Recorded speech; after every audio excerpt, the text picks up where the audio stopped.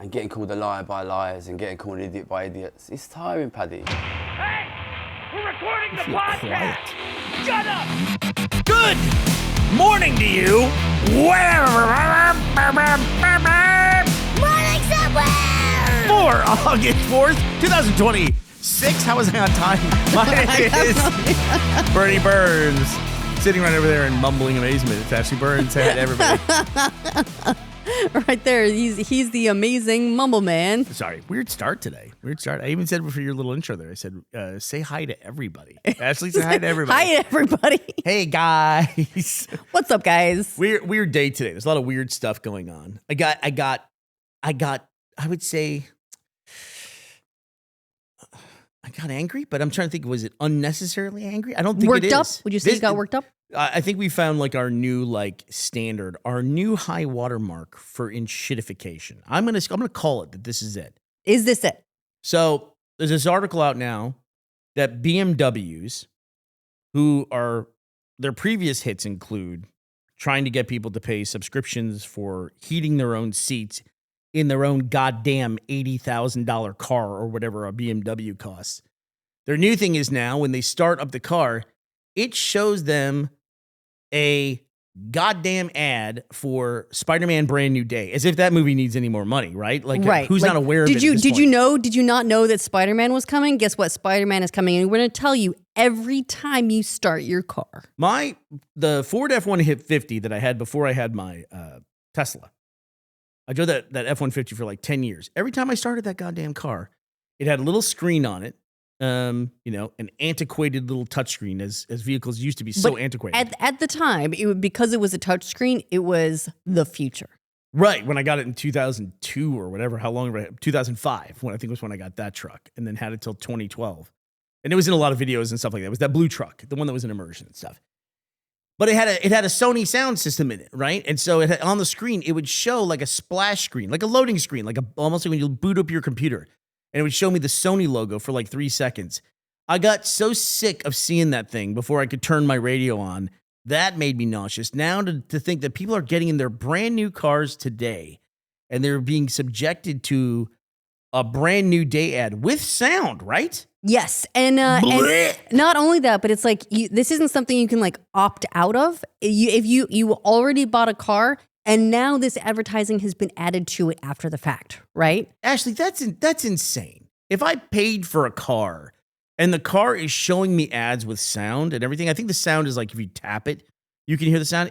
I'm just going to go ahead and say it has sound because I don't care. I don't care if it's accurate or not. It's all levels of wrong, so I want to make this sound as bad as it could possibly be. It's bullshit all the way down, regardless. And if you don't pay attention, the car shocks you. And makes you look at the ad. And I have to ask, at what point does advertising work against itself? First of all, we already knew, everyone already knows that Spider-Man was coming out. Everyone knows that Spider-Man is a movie. This exists. How valuable is it to be told, in your car that this movie is available? Or would that kind of, invasion of your personal space be, anti-advertising? I was interested, now you can go fuck yourself. I'm trying to think. There probably has to be a product placement that worked against the product, right? Because of where it was placemented. Absolutely. Where, it's the any advertising is good advertising is not true. Correct. Then there was that was a step too far. Fuck. Now we gotta put the toothpaste back in the tube on this one. This is terrible. I think the only solution for something like this, since the company's not going to be affected by it, we got to work the other angle, is go where you can affect change, and we just have to make fun of BMW. If you buy a BMW at this point, what are you doing? What are you doing? That's the thing, right? Is it can work. It has been shown to work, and it's been specifically shown to work with BMW. The heated seat subscription that we've been making fun of for years, they scrapped it because the blowback was so bad. Well, so I say, keep at it. Blow back. Right? Keep at it. It's been shown to work, and it's been shown to work on BMW. See, when you started to say that, I thought you were going to go to a different destination, which is the Cybertruck. It's just like Tesla was going to make those things no matter what, but the people who bought them got goofed on so incessantly. It's been blowback through just about everything. Man, I saw, first of all, there were a lot of Cybertrucks in Austin when we were last there, but I saw them with people had like drawn in the dust. Like there was a Cybertruck that was parked in an airport. And I saw people had like drawn in the dust, like basically calling them like a wanker. Right. Among other things. Among other things, Right. yes. And they were kind of temp graffitiing. What is like when you draw in the dust? That's not like doing permanent damage, but you're certainly sending a message. Right. It's the lowest level of protest for sure. Yeah. Something that can be eradicated with a wipe of the hand. Yes. Right. It's like how do you take something like wash me and then make it mean? Right. Yeah, we had this really effective protest going, but then the guy hit a puddle. That's all our efforts were wasted. But still more effective than a Facebook like, though. Still more effective. True. So I think that what has to happen is BMW needs so much blowback for this advertising campaign, which, by the way, I read somewhere is valued at like $300 million. Go sell your fucking cars, man. That's where you make your money. Sell your cars. They're valued at what's valued at $300 million? Like this ad buy was is estimated. Here we go. The animation was the automotive part of a Sony Pictures promotional campaign. The deadline valued at $309 million in worldwide media value. Didn't Spiderman make like $350 million? Somebody needs to look at the spreadsheet on this one. So what that tells me is to that pull like the P&L on the Spiderman marketing department. It's probably like a line item on of like their overall media campaign must be $300 million. I also have to admit, with this last time I went to Austin, I saw more than Cybertrucks. What'd you see? I saw Teslas with stickers on them saying, I don't like the guy. I bought this before. Was weird. Oh, so that's too far in the other. Get over it. Nobody thinks that. Nobody thinks that. That's you walking around. Sell your car if you feel like that. Like I don't see Tesla and go, wow. How do you feel about Moss? Fucking loser. Even though more and more people are doing that, though, right? Yes, They're going back to like so. When everybody had no idea about Elon. Like we even get that on our podcast, of course. Though, of course. It's like. They go back to 2011 or something like that when we couldn't even pronounce Elon Musk's name right. We called him Elon Musk. And nobody knew about the guy. Everybody liked the guy before he went fucking batshit insane or whatever happened to him. That's the trouble is like, you know what? If you have a lot of money, just keep your mouth shut. Just don't talk. Yeah, there's got to be someone doing that, right? And living the life. Go be on a yacht somewhere, right? Go be more like MySpace Tom, and look, right? Everyone loves MySpace Tom. You can still indulge in all the crazy shit, just don't be vocal about it. Like, you want to drive the Cybertruck, you want to buy the perfect beef from Zuckerberg, you can do all that stuff. You can get all the perks. Just keep your fucking mouth shut. It'd be better for everybody, better for you. He can't be happy now. Like, happiness is like, it's not something that just comes with the territory, right? Right. And then you don't like go radicalizing people. You know how Jonah Jameson got so anti-Spider-Man? Got an ad on his BMW. That's exactly what it was. Yeah. I think he's pulling a BMW on an editor-in-chief salary for the Daily Bugle. It's used. The Daily Bugle.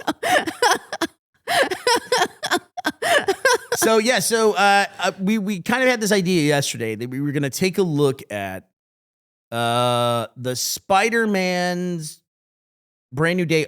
This gets confusing. We confused each other talking about this. So here's what we're going to try to do. We were going to try to look at the total cumulative across all movies box office globally for this past weekend versus that same number for the previous record holder, which, just to be clear, was the weekend that the movie Endgame came out. Not looking at those two movies individually, but their total cumulative global box office. Including like all of the other movies that were also in the box office that weekend. The previous record holder was that previous weekend that I discussed, where globally every movie made like $1.3 billion. But then Endgame contributed $1.2 billion to that. So it really was at the end of the day, Endgame's box office weekend. Right. And I think Endgame would have taken the weekend even if there was not another film in theaters. Well, then that would have been even more, right? Because what else are you going to see? Like, it was weird. I was looking at like all the different regions and everything, like all the different markets in which Spider-Man was number one this past weekend, Brand New Day. Which was like all of them where it's out. It's Spider-Man 4? Spider-Man 4. Yes, Spider-Man 4. Yeah. And it was great because it was like literally every market except for Poland, which was, they were watching Moana in Poland. And I read somewhere they might not have released in like Russia or something, but it did release in like a lot of the really big markets like China. So Taiwan, by the way, was Toy Story 5. Maybe it was like a protest thing. I don't know. I just really like Toy Story, man. It's a good movie. You know, so it's fine. It's fun, but it is weird as well when you're trying to find numbers for an entire weekend, like all movies up. That's not something that a lot of places track, except somehow they all know when the record's been broken. So someone somewhere has the numbers. They're just not sharing them. Hey, luckily I have a new BMW, so I got an advertisement for the Motley Fools podcast or whatever on my fucking startup. It'll give me the numbers. It'll hint the numbers, and then I have to click on the link to actually hear what the numbers are. So this, you know what this has to be? This has to be the new. So BMW's always been a soft target for making fun of people. Like if you were going to make fun of a driver for not using turn signals, it's always a BMW driver, right? 100%. So BMW's been a soft target in the past. The seat warmer thing worked great. This has to be the new BMW make fun of. Right. There's no other option at this point. If they're going to ignore people and like so, I would just love to know the meetings. I would just love to participate in one of these meetings where we're going to do something they know is going to be wildly unpopular, that is completely unnecessary. And I would have said until you read the number, it couldn't drive that much money, but I guess it does. And then they put it out there and then they react to it or whatever. But it's just like this, like they're going to take like 2 steps forward, 1 step back. That's what it is, right? Well, and it's not just that, but it was like 2 years ago at the end of like 2023, they also said that they would never use the in-car screen for commercials. And then they walk back and then so you can't like be on record saying that and then immediately be like, yeah, I would be happy to be part of your ad buy. Yeah, it's like red light, green light. Like when the consumers are watching, they all stop. And then, like, when no one's really paying attention, they start creeping forward. You get this dumb shit in there. It's unbelievable. So, the box office for Spider-Man, this is the way it all breaks down. Spider-Man 4 is now the domestic record holder for opening weekend. Endgame is number 2.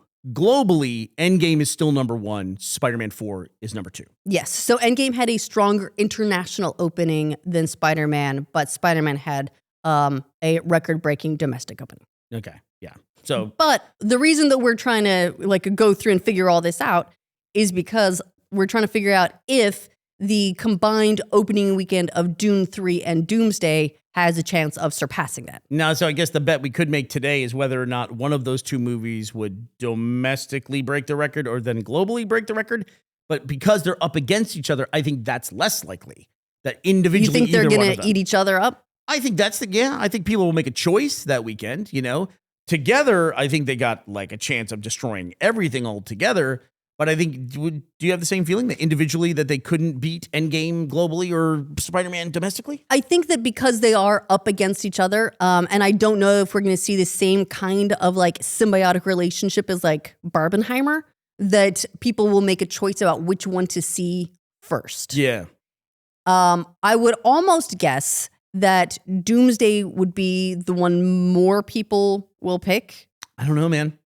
I mean, kind of because like Dune 3 is going to be obviously like a big deal and a great film, but when you put like Marvel up against sci-fi epic, Marvel's probably coming out on top, if for no other reason than spoilers. Yeah, as a safe bet. Like, are you really worried about what Paul Atreides is going to do next? Or do you just want to see it on the big screen? We might be biased because of like the world we live in. Maybe.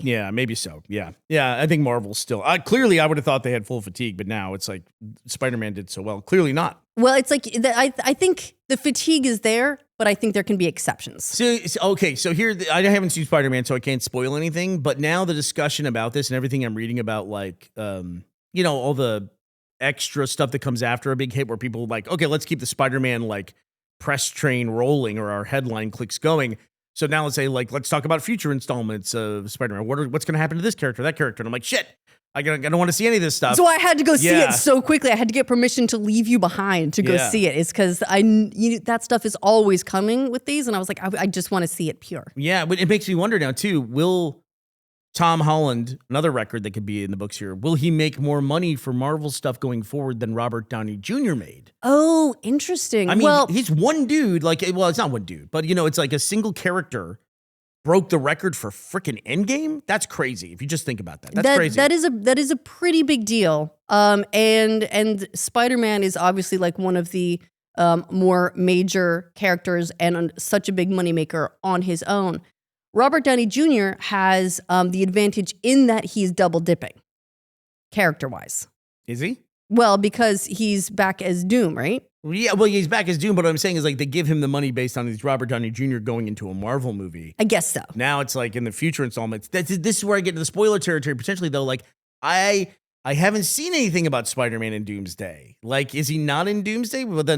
But when even if he was, though, they would have set that contract already. But like for Secret Wars and things like that, will he end up getting ever a bigger payday than Robert Downey Jr. ever got? Keeping in mind that Spider-Man is also in a weird place because he's a Sony picture, but made by Marvel.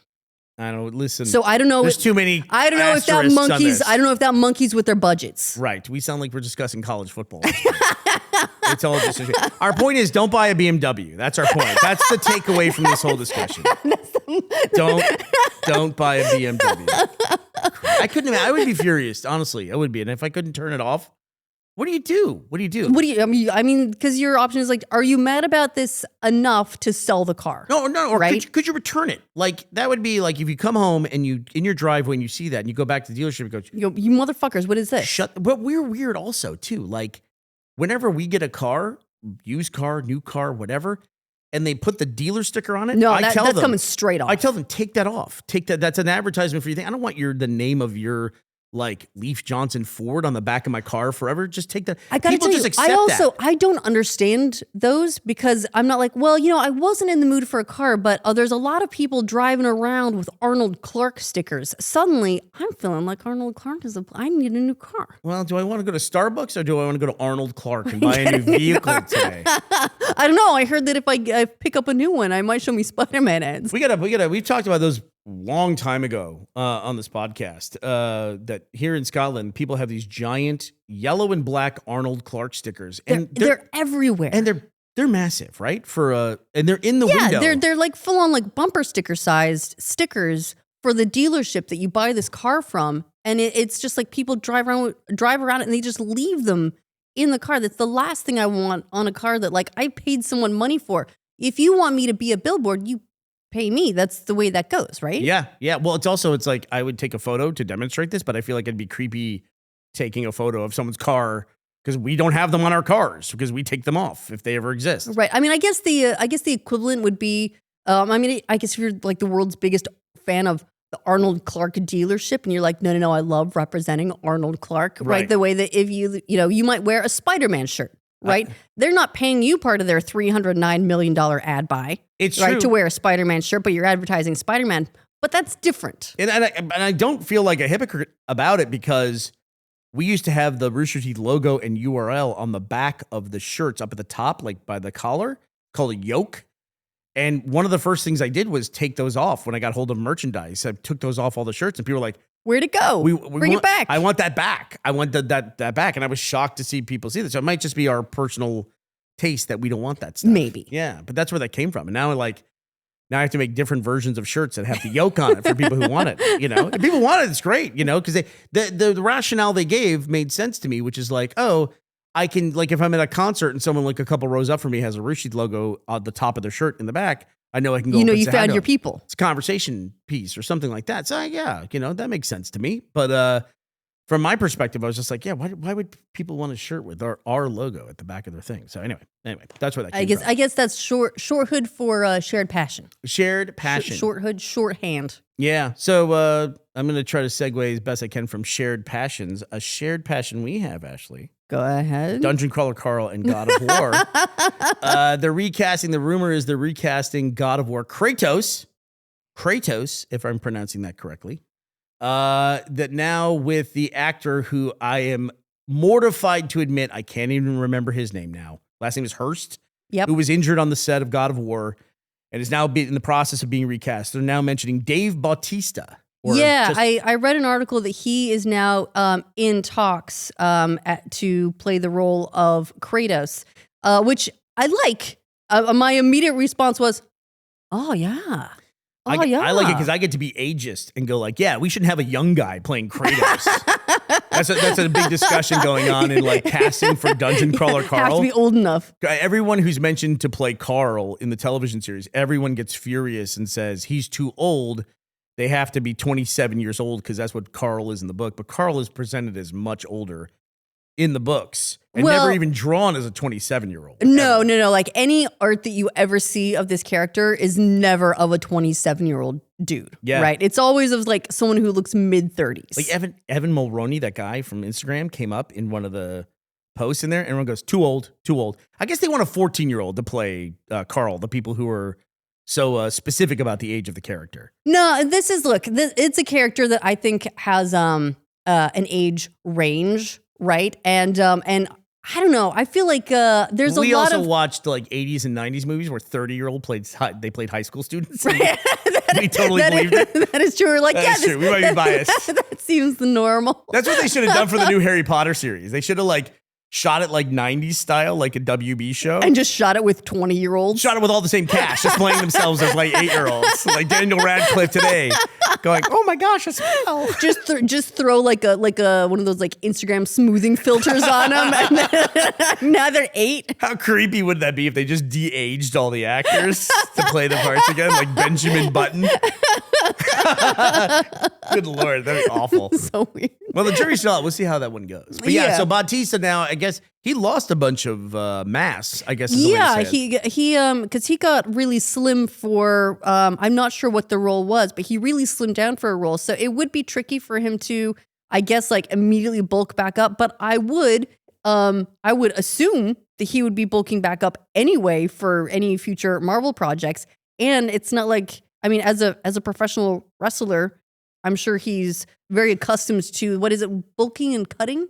Yes, bulking and then cutting. Yeah. Okay. So, but didn't he make public comments about it not being healthy to be at that weight, and he was much happier now? So I feel like then he'll have to do some like personal 180s in order to go back in and play a Kratos. Maybe. How would he feel about putting on a muscle suit? Yeah, that'd be funny to put Dave Bautista in a muscle suit. Or if he pitches that in a meeting, it's like, yeah, I'll just throw on the muscle suit. It's like, well, then we want you for the muscles. But if there's anyone who's like got the muscle memory to size up, it's Bautista. There's something to that though. There really is. Yeah, like he could go back in and he knows he's older for sure, but there's ways around that these days too. He just like puts his thumb in his mouth and goes, That's not the way that works at all. and then just muscles. themselves? Yep, exactly. Goes down to the gas station and gets like the tire pump and just does it, finds the valve That's all in the it back takes. of his thigh. Up he goes. Well, he just needs the tiniest dip in the Marvel tank, and then he'll be back. I think though it would, if he decided to do it and decided to bulk back up, I think he would play the character. it would be great. very depressing to your average person how quickly he could get back in shape and add mass even at that age. I know. As long as he doesn't go around doing a lot of interviews, like, I just like eat a lot of chicken breast and like watch my carb intake, and it's like, that's not at all what you fucking did, you asshole. I would love to show that, like, in You one were of those, sleeping with electrodes. you were sleeping on a vibrating bed upside down while you were injected intravenously all night long. The bed worked you out. Like it's the Project Hail Mary, like coma bed. But I would love to show one of those interviews of like, was it Zach Braff? Like all the people who talk about how much chicken breast they ate, like to show that to chickens, like on a television. They're like, bullshit.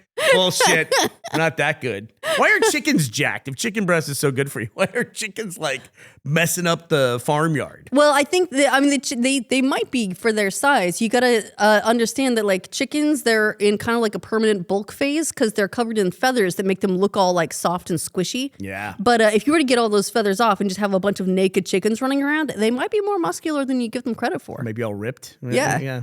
Flexing for one another. But maybe they're gonna be one of the new mobs in God of War. Who knows? Naked chickens. Also, it's like, at what point do you just make like I don't know. I guess we're still doing live action stuff, but I would watch like a full on CG God of War movie. Like we're in the big video game revival, right? I don't want a live action Super Mario. Nobody, I think, wants a live action Super Mario, No. right? Right. The one they're doing now is great. Like, what determines if an adaptation should be live action or animation? If it's coming from a video game, if it's a serious like bro video game, it Halo and God of War, they got to be live action. Maybe it's like the closer they get to trying to have like realistic humans or like realistic scenery, like photorealistic stylings in the video game, maybe those lean more towards, being live action. There's no one looking at Mario and going, yeah, that looks like a person.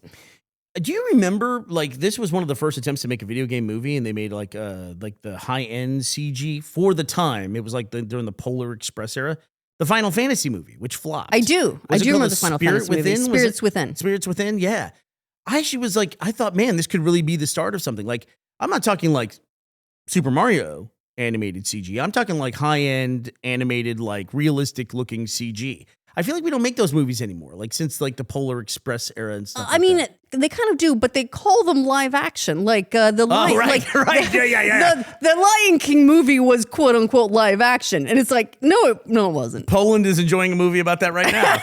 right. No, good point. You're right. That's where the hyper realistic CG went. It went to they just call it live action now, Yeah, right? they're like it got so good that we just pretend that it's not fake, even though it's fake. Yeah, but I would watch like you take the cutscenes essentially for God of War, like that level, and then amp it way the fuck up with a Hollywood budget and make a whole movie and narrative based on that. I would watch that. How much of the like interest in video game to screen adaptations do you think is like there's a very old school insecurity, I think, with a lot of gamers from when everyone said that like games were immature and games were like shitty storytelling and all this stuff. How much do you think is people wanting to see these things be treated like real storytelling on the screen? You wanted to see it treated like a book and not like a toy? Basically? Yeah, I get you. Exactly. I want to be treated like the thing that I like is like some stupid lame shit. I want it to be treated like it's a mature entertainment medium. True. Unless it's Nintendo and we don't care. Just give us the cartoon. Right. Then we're fine. And that's fine. And then Evie watches she's watching the Mario Galaxy movie like twice a day.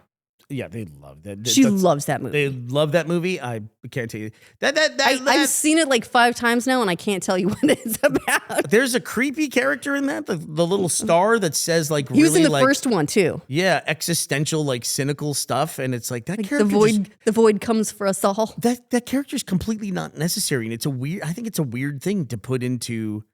It's like a running joke now in the series, and it's like, what's the point of it? It's also the button, so it leaves the because it comes at the there's that little star is at the end of both movies, and just saying like super weird things, and it leaves you with a very like weird final impression of the movie because that character is so weird and so like out of sync with like everything else that's happening in the movies and in the video game series. Yes, it has no place in any of this. It's like, who is this for? Who's this character for? And like, why is that the final note that you want to leave us with? Like, if you haven't seen it, literally, we're not overselling this. It's Super Mario, the movie with Bowser and Luigi and everybody, and the princesses and everything.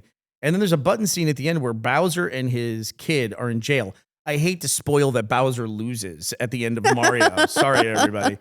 And then this star comes down in like a authoritarian cop uniform, hitting its billy club on the bars and goes, how horrible their life is going to be in jail. But don't worry, the void is calling. Death eventually comes for us all. Ha ha ha ha ha. And the movie ends. It's like, who is that for? Who are you, Star? Who played Mario and like took that away from the Mario games? Fucking lunatics making these movies. All right, Ashley, who is joining us in avoiding the call of the void today? I wanted to say a shout out to Lord Moynihan and Zachary Wykes. Thank you both so much for resisting the call of the void and sponsoring this episode of our show at patreon.com/morningsomewhere and roosterteeth.com. All right, well, that does it for us today. Tuesday, August 4th, 2026. We will be back to talk to you tomorrow. We hope you will be here as well. Bye, everybody.